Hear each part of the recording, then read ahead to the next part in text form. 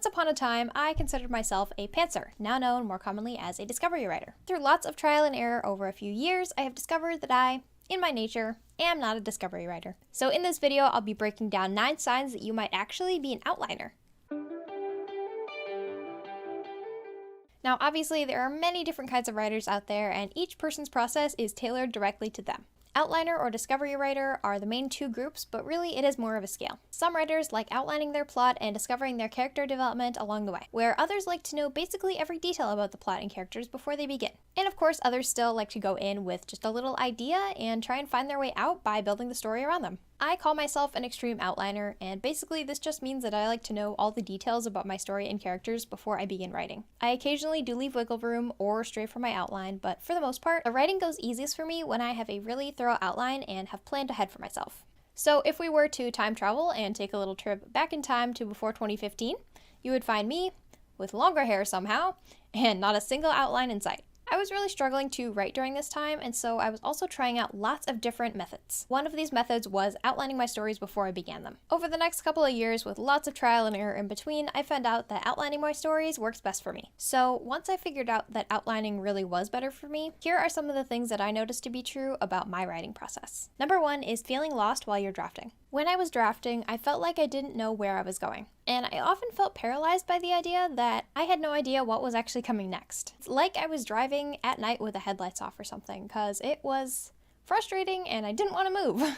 I get the sense that this is something discovery writers really enjoy about the process, but for me this was actually the least enjoyable thing about drafting. I didn't want to write the wrong thing for fear of it interfering with something else later on and requiring huge rewrites in the future. I had ideas for how different elements of the story could come together and connect, but as I didn't have a plan for implementing any of these ideas, I often felt stuck and unsure what to actually write next. Number 2 is difficulty coming up with ideas on the fly.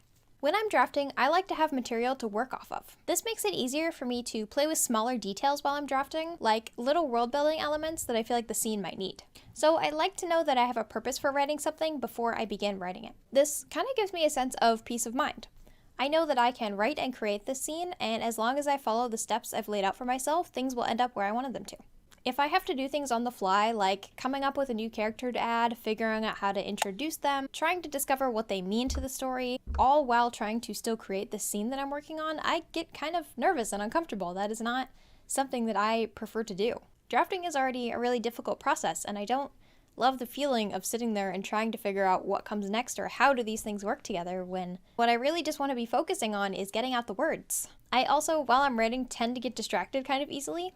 So if I'm constantly thinking of all these other little ideas that I could pull into and change stories and scenes around, I feel like I wouldn't get drafting done as quickly. And I definitely didn't draft as quickly as I can now. I think that has way more to do with just writing experience versus outlining or not outlining. Okay, number 3 is slow drafting. So I am a notoriously slow drafter. I spent, I don't know, maybe a year and a half drafting the first draft of Alexia Legends Book 1, and Book 2 miraculously only took me 6 months. For reference, my goal is to be able to draft a book in 3 months. In my first drafts, I purposefully do not add things like name towns or add lots of setting descriptions because I know these things slow me down tremendously. So of course, if I already have notes on these ideas or I've already planned this a lot in my head, I will kind of write those things down and get working on it in the first draft. For the most part, a lot of this stuff is left out or very bare bones. This is one of the reasons, probably the main reason actually, why my first drafts are so short. For example, Nick's name, one of my main characters' names, was a placeholder. I meant to come back at the end of draft 1 and choose something different, but then it kind of fit with the story and it fit with his character, so that was his name.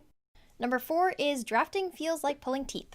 Alright, that's not to say drafting is always easy for everyone. I've noticed now that I outline, drafting is way more fun of a process for me. I rarely have days during my drafting phases where I sit down and I don't feel like doing it or I'm not excited to be doing it. Because now that I know where I'm going, I always just feel this little bit of peace of mind, knowing that the rest of the story is already figured out for me and all I have to do is write this scene and then write the next scene and then keep doing that until the book is done.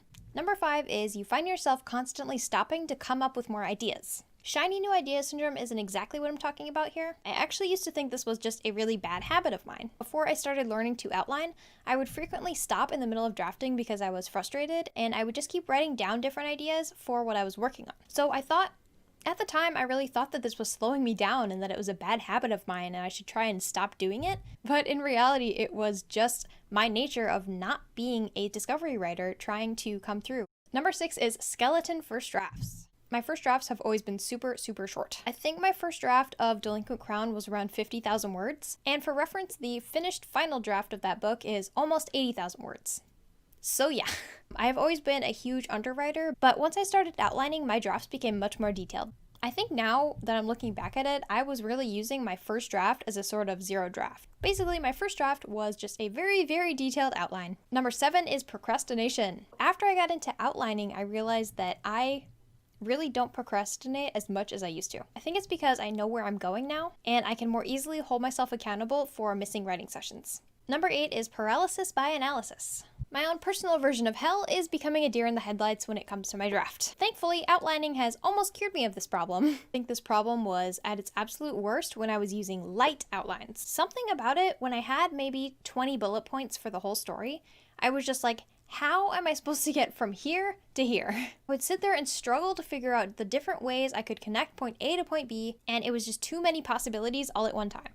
I also didn't have the ideas on how different things could affect different areas of the story. At least with discovery writing, there was like a mist or a fog or something to cover up all those sort of things. But once I had a light outline, I had the beginning, middle, and end, and some of these pieces in between, and it was just showing all the different ways that things could go wrong. And the last one, number 9, is that you are discovery writing because that's what you've heard real writers do. It's easy to get lost in all the writing advice out there, especially since there are such polar opposites coming from all different successful authors. I genuinely think that it comes down to the individual. So I'm curious to know where you land on the scale of outliner versus discovery writer. I am definitely really far onto one side. I am an extreme outliner. I say this all the time. I've been an extreme discovery writer and an extreme outliner at different points. If you'd like to dive into the world of Alexia, you can check out Age of the Gods, which is a free short story I have available on my website. I'll link it down below. Alright, that's all I got for you, so thanks for watching.